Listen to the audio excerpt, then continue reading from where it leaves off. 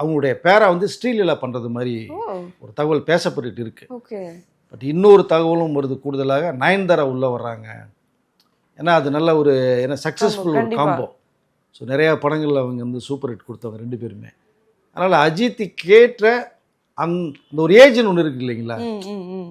So அந்த ஏஜுக்கு ஏற்றதுங்கும் போது நயன்தாரா இப்போ திரிஷானா கரெக்டாக மேட்ச் ஆகும். இப்போ ஸ்ரீலெல்லாம் ரொம்ப குட்டியாக இருக்கும் பார்க்குறதுக்கு. ஸோ அவங்க தனுஷ்க்கு சிவகார்த்திகனுக்கு அந்த பேர் செட் ஆகும். ஏன்னா இவங்களாம் கொஞ்சம் ரஜினி, கமல், அஜித், விஜய்லாம் கொஞ்சம் அந்த மிடில்குள்ளே போயிட்டாங்க. இப்போ அவர்களுக்கு ஏற்ற ஒரு ஹீரோயின் வேணும் கண்டிப்பாக. அப்போது நயன்தாராவும் பார்த்தீங்கன்னா கிட்டத்தட்ட பேன் இண்டியா ஆர்டிஸ்ட். ஆமாம். நீங்கள் ஸ்ரீல எடுத்துக்கிட்டிங்கன்னா தெலுங்கு, ஹிந்தி தான் தெரியும். தமிழுக்கு இப்போ தான் வந்திருக்காங்க. ஸோ மலையாளம் வந்து கன்னடம்லாம் கொஞ்சம் இனிமேல் தான் போய் ரீச் ஆகணும் பயங்கர அளவில். ஸோ நயன்தாரா அப்படி இல்லை. தெலுங்குல டாப், ஹிந்தியில் டாப், கேரளாவில் சொல்லவே வேணாம். ஸோ அவங்களோட நேட்டிவிட்டி அது. தமிழில் super star, lady super star பேர். ஸோ கன்னடத்தில் இருக்காங்க, தமிழ்